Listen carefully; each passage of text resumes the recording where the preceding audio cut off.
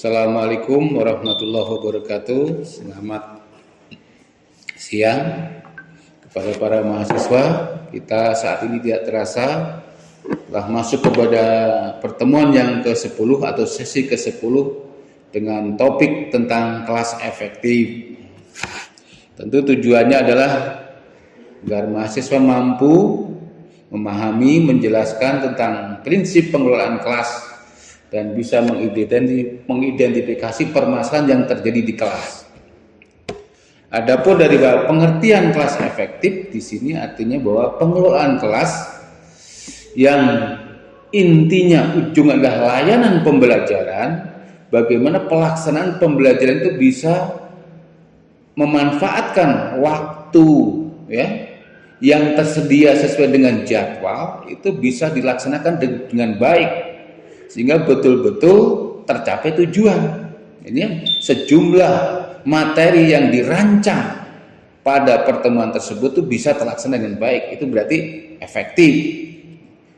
Misalnya dengan pendekatan tematik, anak kelas bawah katakanlah 5 kali 35 menit itu kita rancang sedemikian rupa dari sejak katakanlah kegiatan awal, kegiatan inti, dan kegiatan akhir yang melibatkan berbagai mata pelajaran tersebut bisa terkolaborasi dengan baik.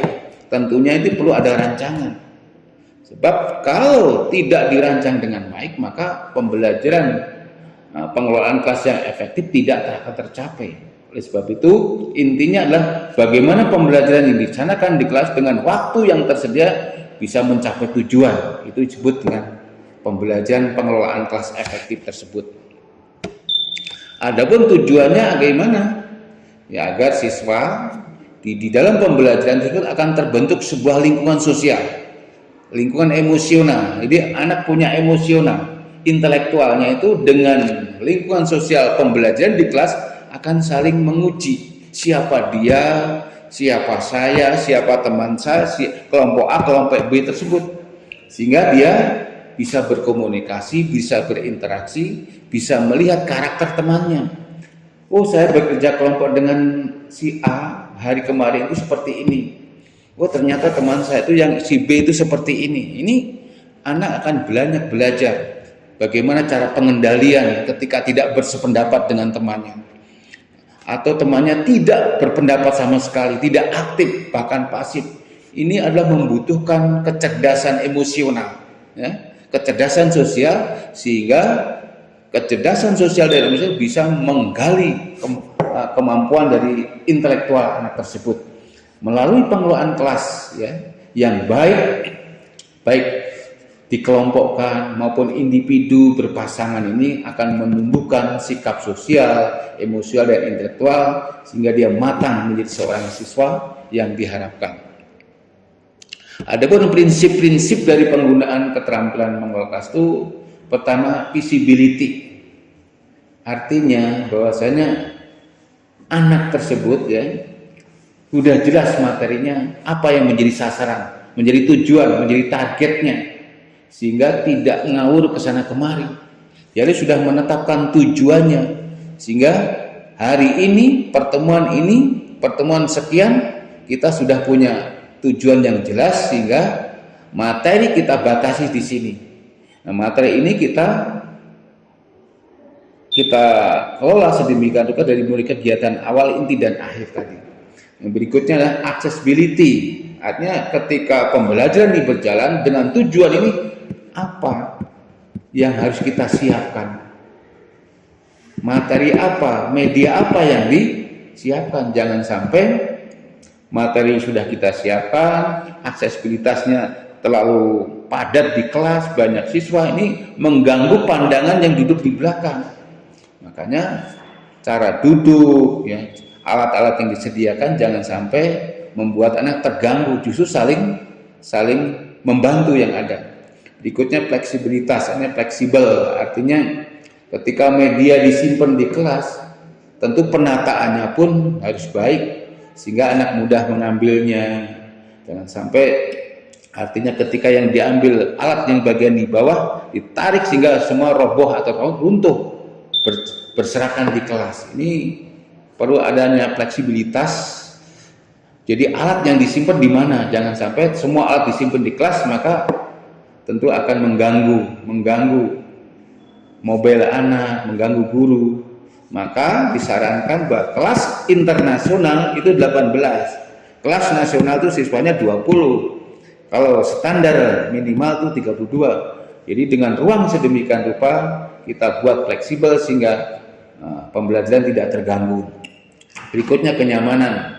Tentu nyaman ini bagian kondisi yang diciptakan guru.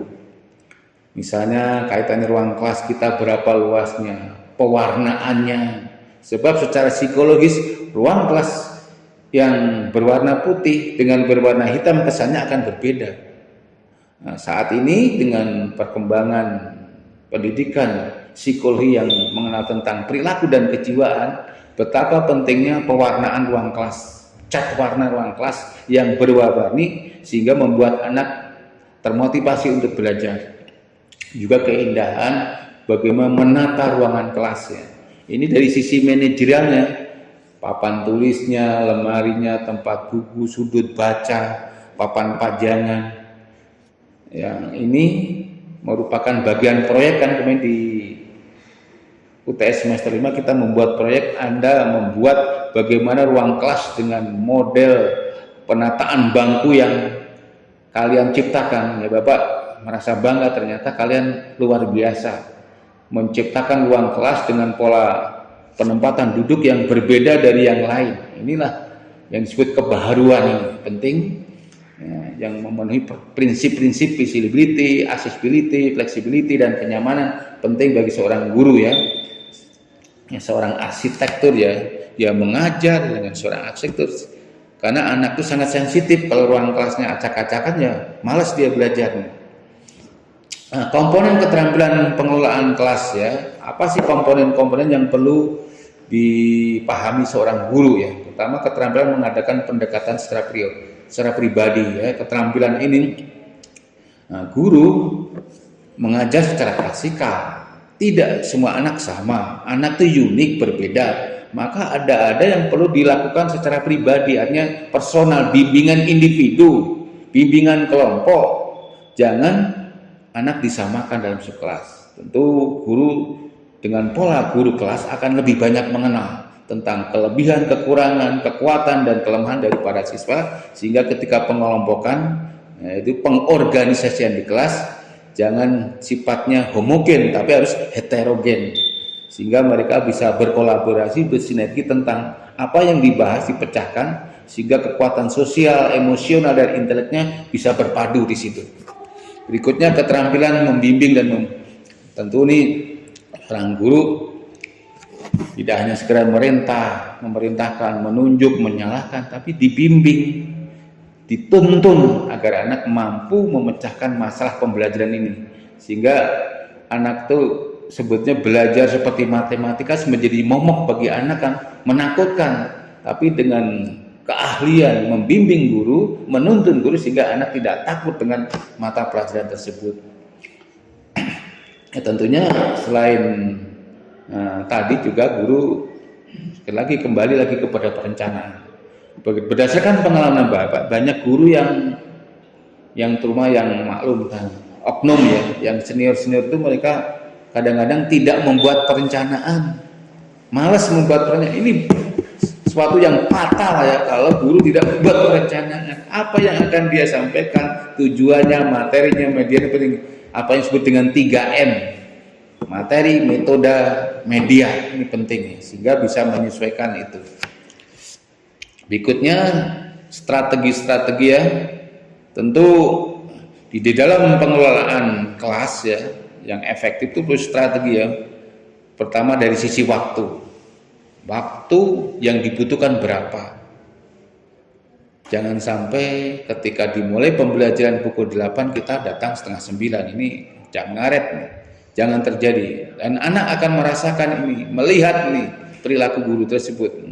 Lalu penataan tempat duduk yang baik, tentu ventilasi udara, menetapkan ada aturan-aturan bagaimana sih ketika game sebuah diskusi, ada rule-nya, ada aturannya, siapa yang harus presentasinya, siapa yang harus menanggapinya. Jangan sampai ketika yang kelompok ini presentasi, yang lainnya ribut. Ini berarti tidak menghargai teman yang bicara. Sehingga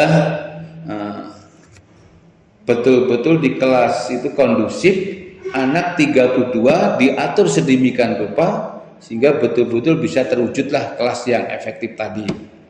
Tentunya ketika terjadi proses pembelajaran, tentu banyak ada masalah ya. Masalahnya bisa timbul dari guru karena tidak menguasai materi, atau siswanya yang memang tidak fokus terhadap pembelajaran hari itu. Maka muncul dipetakan masalah individu, masalah kelompok.